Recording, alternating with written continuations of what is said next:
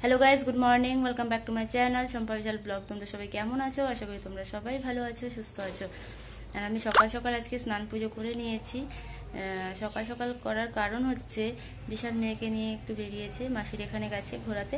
তো ভাবলাম ওই ফাঁকে আমি তাড়াতাড়ি স্নান পুজো করে নিই, না হলে আমার একদম বেলা হয়ে যায়, 2টোর থেকে 2:30টা বেজে যায় স্নান করে পুজো করতে। কারণ মেয়েকে নিয়ে একা একা আমি একদমই পারি না, আর অনেক দুষ্টু হয়ে গেছে ও। তোমরা তো দেখেছো কত দুষ্টুমি করে, তো সেই জন্য ওকে নিয়ে আমার একটু অসুবিধে হয়ে যায়। তো যখন আমি দেখলাম বিশাল যখন ধরেছে ওকে, তাহলে আমি একটু তাড়াতাড়ি আমার স্নান পুজোটা করে নিই, আর যেটুকু কাজ আছে সেগুলো করে নিই। তো সেই জন্য করা হয়ে গেছে আজকে সকাল সকাল। এরকম হলে প্রত্যেক দিনই ভালো হবে, নাহলে স্নান করতে বেলা হলে না ভালো লাগে না অত বেলাতে পুজো করতে। আমি এখনো আসিনি, চলে আসবে। তো যতক্ষণে আসছে ততক্ষণে আমি ভাবছি যে আর যেটুকু কাজগুলো আছে করে নিই। রান্নাটা তো করা যাবে না, মানে রান্না বসানো হয়ে যাবে, কিন্তু আস্তে আস্তে মনে হয় না রান্না হবে, কারণ অনেকক্ষণই হয়েছে গেছে, আমি আমার কাজগুলো করে পুজো করে নিয়েছি। তো ভাবতেই পারছো অনেকক্ষণ হয়ে গেছে, তো এখন আসছেই হবে। তো যতক্ষণে আসছে ততক্ষণে দেখি আমি কি কাজ করতে পারি। আর মেয়ে আসবে, তারপর তো ওকে খাওয়াতে হবে, স্নান করাতে হবে, ঘুম পাড়াতে হবে, সবই কাজ আছে। তাহলে চলো আজকে আমি কি কি করবো তোমাদেরকে দেখিয়ে দিচ্ছি। আর দেখো বিশাল কি এনেছে, মিষ্টি কুমড়ো, পুঁই শাক আর কাঁচা আম। এখন কিন্তু কাঁচা আম চাটনি খেতে কিন্তু খুব ভালো লাগবে, বলো? অনেকে কাঁচা আম এমনিতেও নুন দিয়ে খায়, আমার ভালো লাগে না অত, তো আমি চাটনিটাই পছন্দ করি। তো আজকে ভাবছি মিষ্টি কুমড়ো দিয়ে পুঁই শাকটা করবো, অনেক দিন পর এনেছে, আর আমার খেতে কিন্তু খুব খুব ভালো লাগে পুঁই শাক ডোগা, মানে মিষ্টি কুমড়ো দিয়ে রান্না করে খেতে। তো আজকে সেটাই ভাবছি করব। আর এদিকে দেখো কি করেছি, ভাত বসিয়ে দিয়েছি।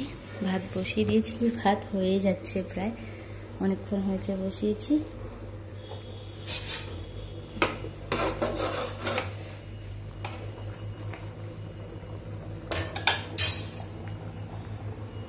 আর এদিকে একটু সুজি করে রেখেছি, মেয়ে আসবে তারপর ওকে একটু খাইয়ে দেবো। আর এদিকে একটু গরম জল করে রেখেছি, জল ছিল না, ওকে মানে জল ফুটিয়ে ঠান্ডা করে তারপর খাওয়াই, তো ছিল না, তো করা হয়ে গেছে।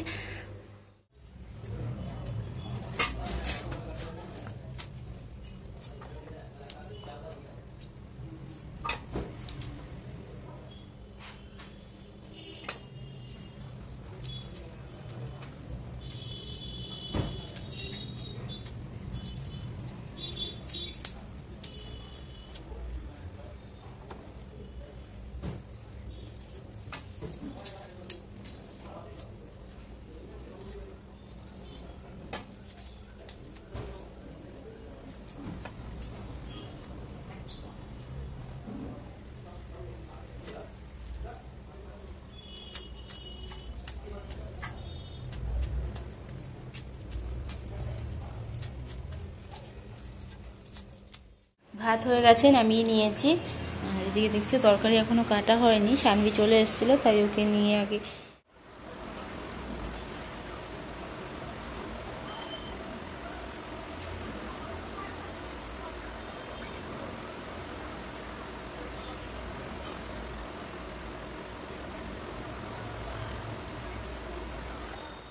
কাটা হয়ে গেছে। ডাল ধুয়ে রেখেছি, ডাল বসাবো। এখানে দেখছি ধনে পাতা আর টমেটো নিয়েছি, দিয়ে নিচ্ছি বাটা করে বলে, এটা নামিয়ে তাকে বাটা বসিয়ে দিব।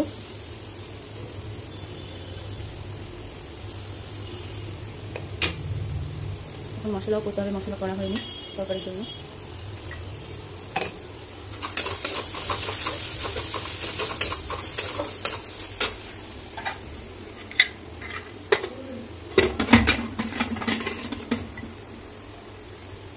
আজকে আমার যে তাড়াতাড়ি কাজগুলো মনে হচ্ছে, না হলে তো একদমই দেরি হয়ে যায় রান্না খাওয়া করতে করতে।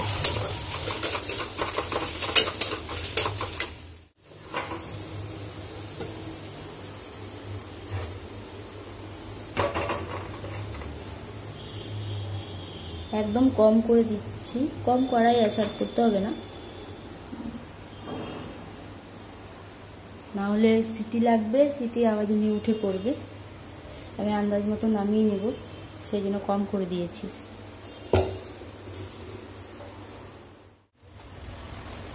মশলা দিয়ে দিচ্ছি।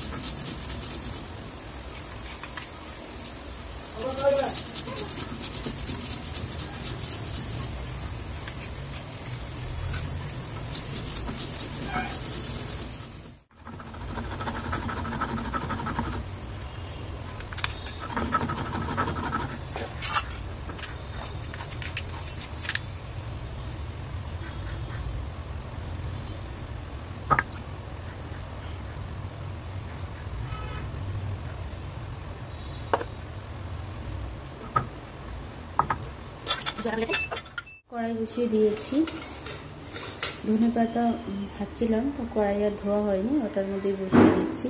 ডাল ফোড়ন দেবো, সেই জন্য ডাল দেখো খুব সুন্দর করে সিদ্ধ হয়ে গেছে, সিটিও লাগাতে হয়নি। আর এদিকে দেখো বাটা করে নিয়েছি ধনেপাতা আর টমেটো, সব কিছু রেডি আছে। এখন শুধু রান্নাটা করব, হয়ে যাবে।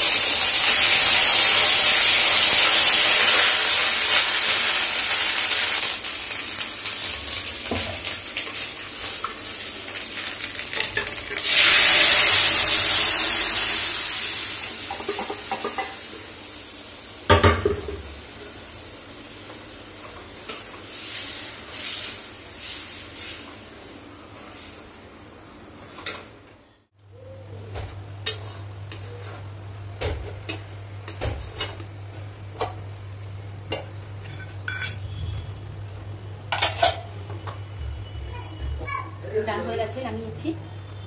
মেয়ে ঘুম থেকে উঠে পড়েছে, বিশাল দেখছে ওকে।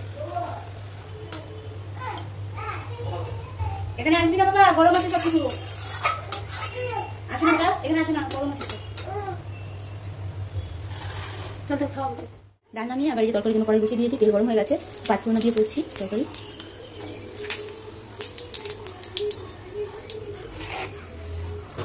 এমনি করে রান্না করলে না তরকারিটা খুব টেস্ট হয়।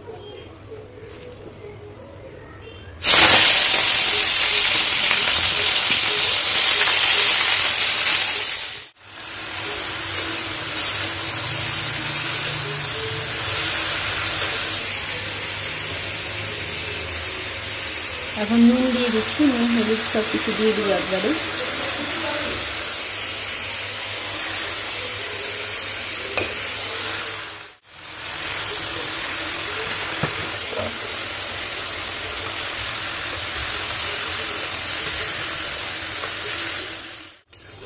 আজকে দেখো বেটেই কিন্তু সব কিছু করে দিচ্ছি, মানে আমি তো বেটেই করি, আর মিক্সি থেকে ভালো হয়, হাতে বেটে মশলাটা খেতেও টেস্ট হয়। তো সেই জন্য আর মিক্সি ইউজ করলাম না, মশলা পাটার মধ্যে বেটে নিয়েছি।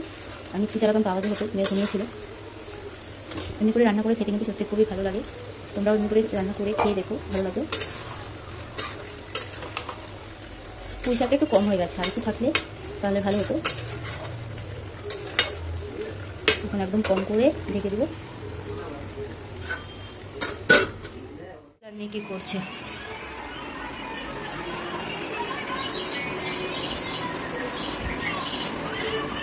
বালিশ উপরে বসে আছে ও, নামা ওকে।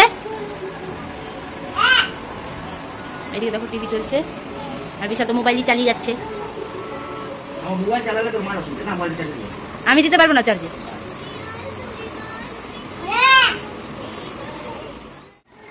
ভালো ঠিক ঠিক, আরো শিখাও মারতে। হ্যাঁ তবে জিভ বের করবে, এমনি করে ভালো লাগবে।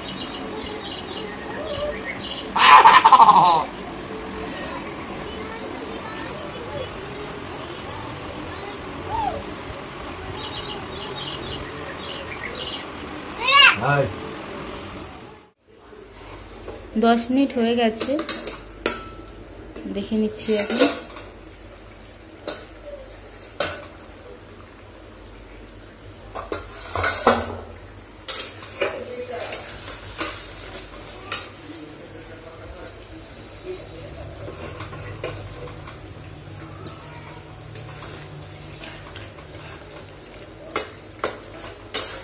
তরকারি হয়ে গেছে, রান্না আমার পুরো কমপ্লিট।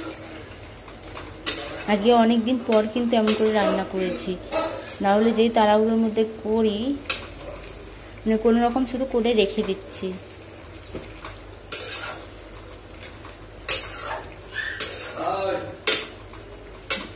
উনুন বন্ধ করে দিলাম, এখন শুধু খাবার খাবো। জল নেই, মানে জল আছে অল্প আছে, আনতেও হবে। তো এখন জল আনলে ঠান্ডা জল থাকবে, তারপর খাবার খাবো।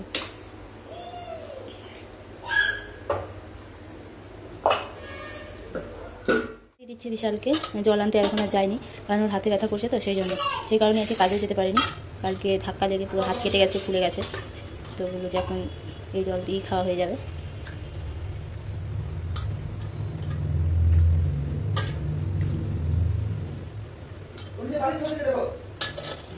কি করবো আমি, তুমি কি করতে আছো ওখানে? ওর কেমন লাগে জানি না, ও তো এগুলো তরকারি বেশি খায় না, দিয়ে দেখি কি বলবে।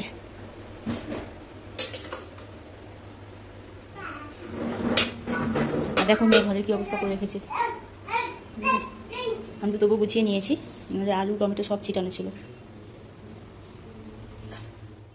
আমি আমার জন্য খাবার নিয়ে নিয়েছি, আমিও এখন খাবার খেয়ে নেব। রান্না তো সব ঠিক ছিল, বিশালও খেয়ে বলেছে যে না ভালো হয়েছে, ব্যাস একটু নুন কম হয়ে গেছিলো তরকারিতে, তো সব কিছু ভালোই হলো। আর আজকে ওর শরীরটাও ভালো ছিল না বলে কাজে যেতে পারিনি, হাতটা অনেকটাই ফুলে গেছে, কেটে গেছে তো আঙুলটা পুরো, তো সেই জন্য কালকে ওষুধ নিয়ে এসছে, শুয়ে নিয়ে এসছে, তবুও আজকে কাজে যেতে পারিনি, ব্যথাতে উঠতেই পারছিল না। তো এখনও বলছে ব্যথা, তো আবার গেল একটু ওষুধ আনতে, বলে দেখি ওষুধ নিয়ে আসি যদি ব্যথা কমে, কারণ আবার বেশি দিন তো ছুটি করা যাবে না, কাল থেকে তো আবার ডিউটি যেতেই হবে, আর ও কাজ না করলে আমাদের চলবে কী করে, ওকে তো কাজ করতে হবে, সেই জন্য। রান্না তো করাই আছে, আর রান্না করতে হবে না, এখন আর কিছু করবো না, আর টেনশনই মানে কমে না, কী করে কী করবো কিছুই বুঝতে পারি না। কবে নিজের বাড়ি হবে, নিজের সব কিছু হবে, তবে মনে একটু শান্তি হবে, কিন্তু সেগুলো হবে কবে জানি না। ব্যাস এটা জানি যে একদিন ঠিক হবে, এটাই মনের মধ্যে একটা আশা আছে যে ঠিক একদিন করেই নেব।